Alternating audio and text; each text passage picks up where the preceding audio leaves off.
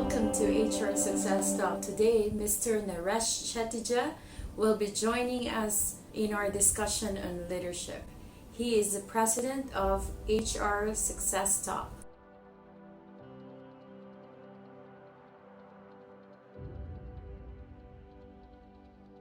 Hi, Charlotte. I'm glad to be a part of this discussion. So let's dive into the discussion. So, what do you think is the most efficient motivator to increase productivity?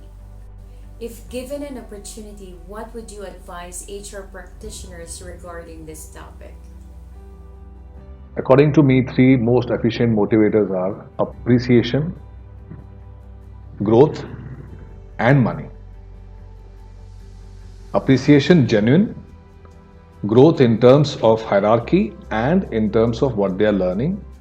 Money, of course, increments as and when they are due.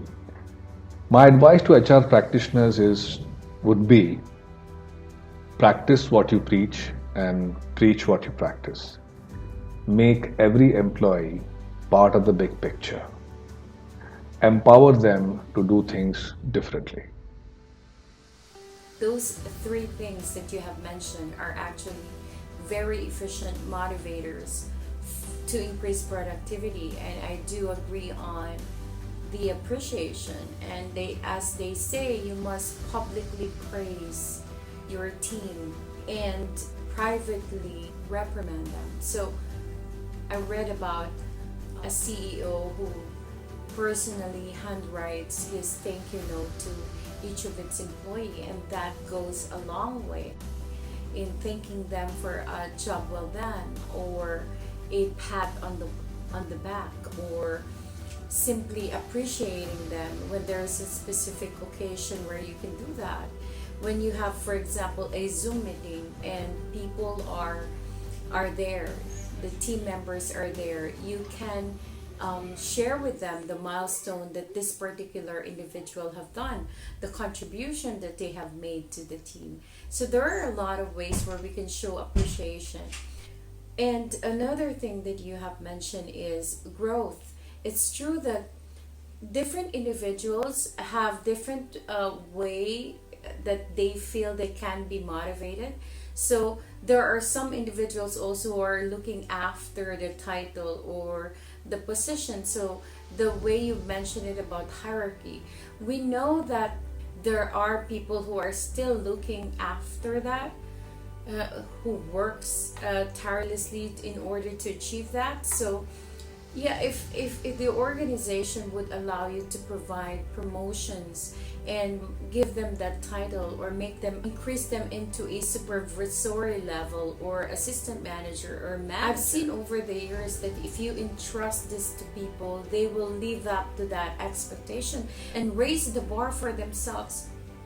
And I recall in the past where I've seen the progression of one individual from the front office, being a receptionist, and then eventually moving up to the ladder. And not by the time I left the organization, she's already a manager. So you can see that people are, when you entrust them to a specific role or a specific position, they will live up to that expectation, if especially if you see their potential. So seldom would people not live up to that expectation that you have given them. Be gracious, and be generous to your team by providing that kind of appreciation, that kind of growth. And lastly, we mentioned about money, or in some terms it could be an incentive, not necessarily money, especially at this time where a lot of businesses are suffering from the effects of the pandemic. If it cannot be translated into a monetary gain, then probably offer some extra day off, like a complimentary vacation, or sometimes a discount coupon, or if you have a certain connection with other organizations, provide them some freebies. These are the things, small things. If you can provide to people, these are the ways to show them you appreciate them. And I like the advice that you have mentioned to walk the talk. It's important that as a leader, you are able to demonstrate that what you are teaching them, you are also practicing it in yourself. Because the moment that they see that you are not authentic, like you are just all lip service and you're not walking the talk, then the trust dwindles. And we have mentioned this already in previous talks on leadership, that trust is one of the key ingredients in leadership, and it's very critical. It's crucial that leaders can be trusted by the people that follows them, because if there is no trust, then it's difficult for people to follow you. Can you describe to us the qualities of your ideal leader? Can you cite some people that you consider a good leader and have greatly influenced the way you lead? According to me, the most significant and critical qualities of an ideal leader are: first one is vision. Leaders should have a vision, not just limited to 3 months or a year, a long term vision where my company stands, where my products and services would stand in the future. What are the hurdles that I may face, and I should be ready with plans to overcome those. Second is inclusive leadership. As an inclusive leader, I should be aware of what are my perspectives, what are my biases, what are my shortcomings, what are my strengths, and also of the other person. Third is speak softly and carry a big stick, because both are necessary. Let you do not speak about your performance. Let your performance speak about you. Why carry a big stick? It also helps you make tough decisions in critical situations. Fourth, and the most important amongst all these, is effective communication. Now, most of the time we have seen the communication trickles down from top to bottom.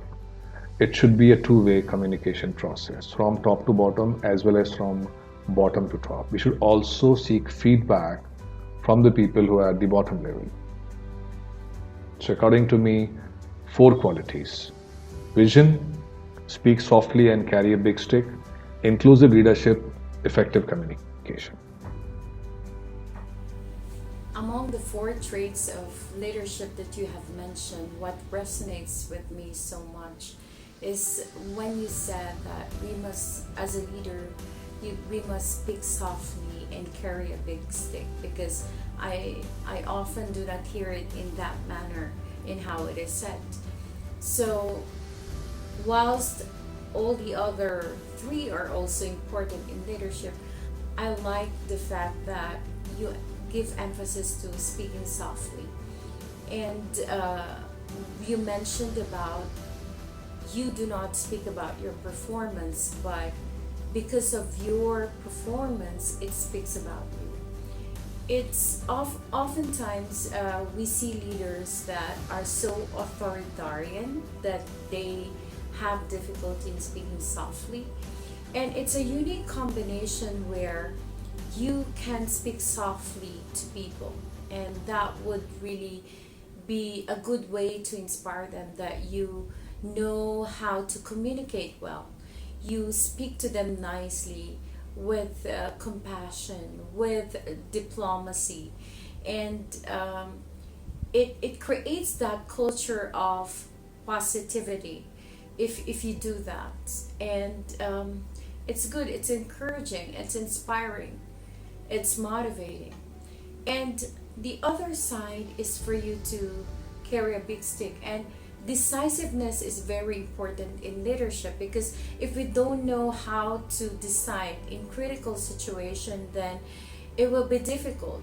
Somebody has to stand and make a firm decision. And I like that illustration. It's a good combination where you are compassionate, that you speak softly, diplomatically, but at the same time, when you need to be firm, you are firm in your decision. Can you tell us a time when you took a leadership position and you did not possess a title of a leader? Would you share some tips on how we can lead without a title? Good question. To answer this question, I would share an incident regarding me taking an initiative of designing a new product while I was working with sales associate in one of the largest talking yellow pages company. As a salesperson, I was always in search of new avenues to increase my sales figures. And product development came under the purview of solutions designing team, which was very reluctant to design a product for exclusively for education and entertainment sector. I was also adamant. I said, okay, I'll go ahead and take approval from the management and do a trial run for a month. If you're able to get numbers, fine. If not, then we'll discontinue. So I approached different people who were associated with the entertainment sector, especially the owners of theaters. I'm talking about 97, 98, when internet and Google and mobile was still a dream come true for people. Mobile was there, but it was very few people carried mobiles in those days. So I went and convinced the people there that how about if a caller calls us, which movie is running in what theater, and is there a facility of online ticket booking available with the theater, and we give all the information to the caller, so he gets connected to you directly. In those days, if you remember, in India typically, any theater or talkies would like to advertise only through newspapers, daily newspapers. And this was very new to them. Hence, I faced a lot of reluctance from these people as well. They'd say, okay, why will people call you? That's when I said that there are almost 3,500 people calling us every day for different kind of product, right? From catering services to transport services, packers and movers, courier services, so on and so forth. So I took an approval from the management. They said we'll do it only for a month, strictly for 30 days only, free of cost, and only for a few select theaters. So initially, of course, it was difficult, but we started getting good results only in the last week of the trial month. It was a very good initiative. It was a good product. Gradually, everybody liked that product, and we were able to generate revenue from them, a good number of revenue. I would uh, I would love to share that there was a 15% jump in my sales numbers for a period of 8 months consecutively. So for me, leadership is an attitude, not a designation. An attitude to serve, attitude to serve organizations, attitude to serve country, attitude to serve mankind at large. My proposition would be to look for opportunities around you to make your products or processes or services better. Be flexible and also listen to what is not being said. Thank you for sharing that story. It's actually very interesting how you were able to bring sales to your organization by not really looking at your title or your position, but really looking after the need of the company. And because of that, although there, you face some opposition, there were people that are reluctant to accept the idea, but you still see that there's a need and you pursue that. And I think that is a big takeaway for all the audience out there. There are occasions when we need to step up and really do our role because we know that it could benefit the whole organization. So it doesn't matter whether we are in the leadership position or not, whether we possess the title or not. When we know what we do can benefit the organization and can benefit a lot of people, it will become a game changer for us. And it happened to you, Naresh, because it became a game changer for you as a salesperson at the time. Imagine 15% jump on your numbers, and it's a good thing. I like the way you put it, that leadership is an attitude. So you don't need to possess a title before you can serve other people. And this is where the term servant leadership, which was coined by Mr. Robert Greenleaf, is applicable. It talks about a leader is a servant first. So it's the goal is to focus on the interest and the development of other people rather than the leader. And the leader is viewed not as a power freak or a control freak, but rather a power sharer. And servant leadership is the kind of leadership when you have a nurturing environment where you develop people, you allow them to grow.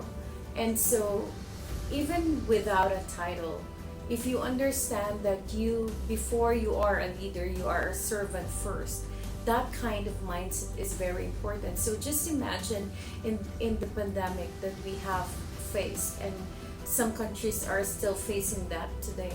Imagine if the leaders of any country, or the leaders in any business is not a servant leader, and they are just solely focused on them, and the power is solely focused on them, then it will be difficult, because servant leadership is needed now more than ever. That you think about the people, you think about their growth, you think about their interests, and this is the essence of servant leadership. And it brings back to the point that you said, Naresh, that leadership is an attitude. So you don't need to possess a title before you can influence other people. And just like your example in that earlier, where you were able to contribute a lot to your organization because you thought of the value that it will add to the people if that particular product will be developed.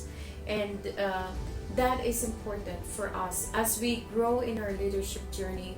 We understand that there will be occasion where you have to step up the plate even if you don't have the title.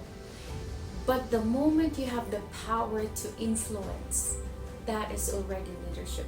The power to influence, when you have the ability to inspire, you have the ability to influence other people to take that decision, which you were able to do in that situation. You were able to influence and inspire people to go to that direction and make that as a product, and because they see the value.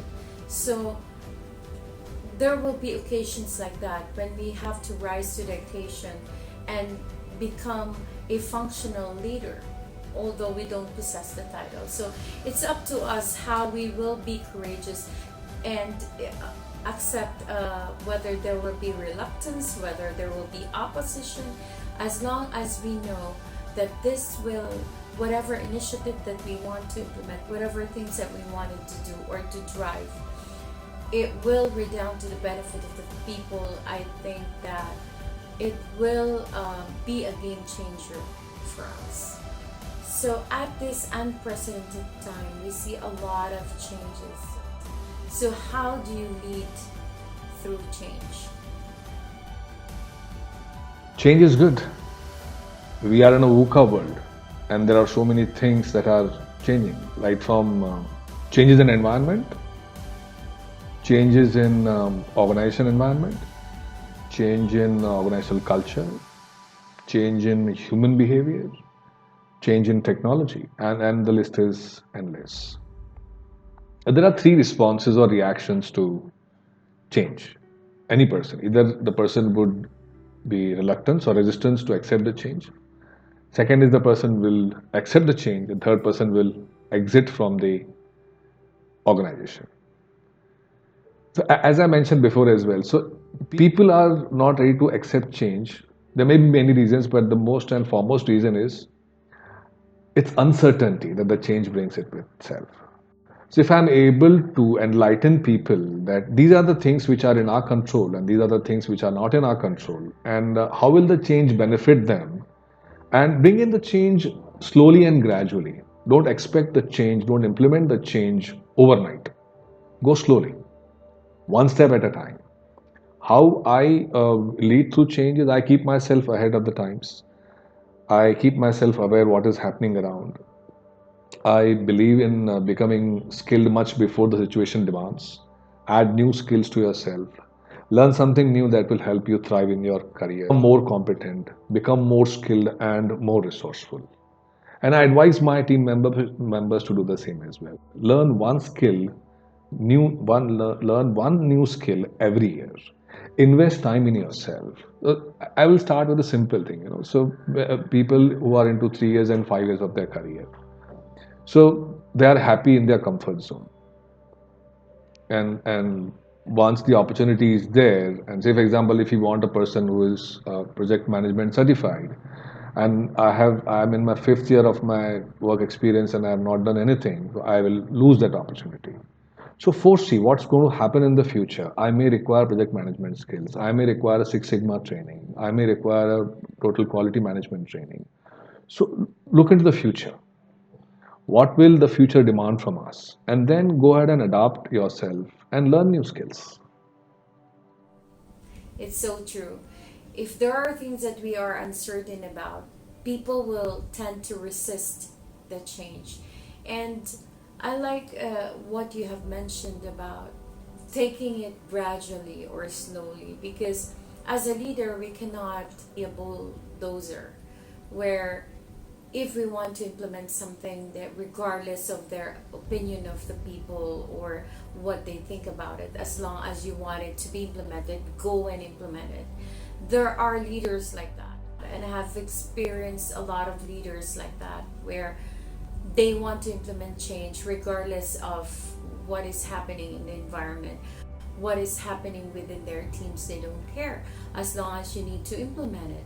And oftentimes as HR practitioners, we have felt the pressure being caught in between in this situation where an executive would want to implement something and the people are not accepting the idea, and you are there to implement it. So you are sandwiched in between, and you will receive the feedback from the people, and you need to relay that to the management. And so these are there. It's like you're in between the lines of two opposing parties, and it's difficult to be seeing eye to eye when all these parties are having different perspectives. So as a leader, whether you are not in the HR field, but as a leader, we will be faced with situations when we need to manage we need to manage how we would implement the change to the people. And it's so true. We need to take it gradually and slowly. We don't we are not bulldozer that we will just insist on our ideas regardless of. So it's important that we put a structure of communication in place so that you get the feedback, and then try to implement it slowly and gradually. So it's all about how, as a leader, if we are, or as professionals that are trying to grow ourselves into becoming a leader, we need to arm ourselves with negotiation skills. When we understand the value interest of another party and the other party's value interest as well, it's easy for us to explain it to both sides, what the value interests for both sides are, and try to find a common denominator where you can bridge those value interests between the two parties, and it would really be helpful. And by trying to understand value interests of another, that is when you will be able to convince them that this in the long run would benefit them. So this is a good exercise for us to learn. It's gonna challenge us, but it's really good if we learn how to negotiate well, because that is critical also in change management. In terms of encouraging your team, how do you encourage the development of your team? Team development can be both tedious as well as exciting. So I'll start with my approach to it. I choose to enthuse my team members by involving them in decision making rather than taking the unilateral approach. Second is value in what I'm doing. If I'm able to see the value in what I'm learning and what I'm doing, then only I will be excited to do that. So enthusiasm, excitement is very important as far as development of team is concerned. In the words of Norman Vincent Peale, enthusiasm makes the difference. Another aspect of team development is growth. Now, if somebody is doing the same work for a long period of time, the work will become drudgery and dull. The person will not be able to enjoy that task or work or job. Hence, it is our responsibility to add some variety, some novelty to the work, give them freedom to come up with crazy ideas. That's when I said mentioned earlier as well. Let there be some space for mistakes. Uh, Maybe a concept of idea bank will do wonders here. I like what you said about allowing room for mistakes, because if we allow employees to make mistakes, it's the same concept as failing forward. I remember Failing Forward, which is the book that was written by the New York Times bestselling author John Maxwell. He had written that book of Failing Forward, that if we commit mistakes and learn from those mistakes or learn from those failures, and it's like failing forward. So allow yourself to fail so that you will learn and get the lesson out of those failures, and that will become a stepping stone for you to succeed. So it's the same concept. It's the same thing with our employees. If we allow our teams to make mistakes, they will learn from it. And it's another approach. So there are different ways of learning. One type of learning is that we lead them, we guide them, we mentor them.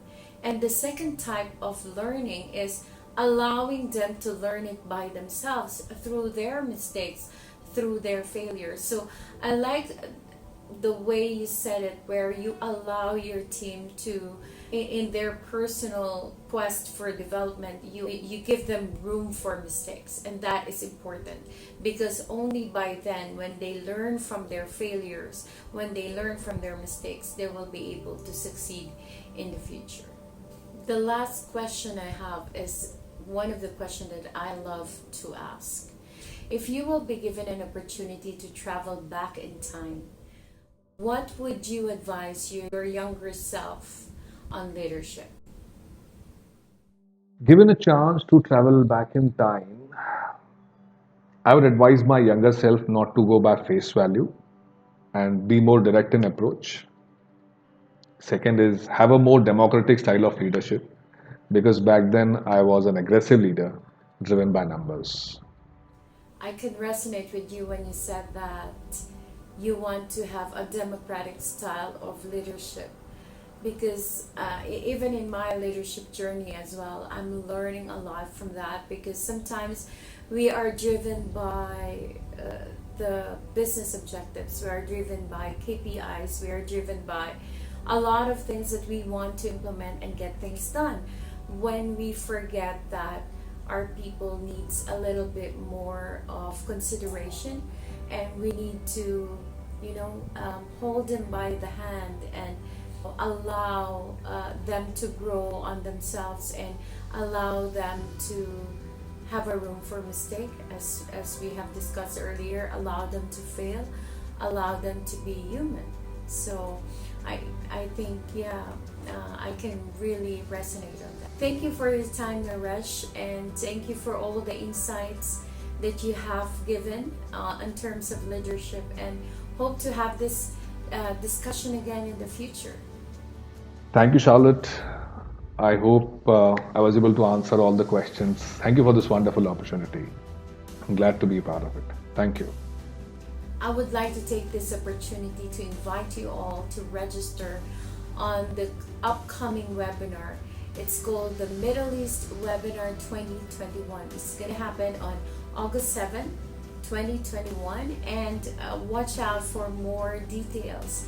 And we will be giving out certifications for those who will attend. It's a leadership seminar. You will learn a lot. It's a discussion on the theme leadership development, unlocking human potential to thrive in the future of work. So don't forget, don't miss the opportunity to register for that upcoming event. See you there.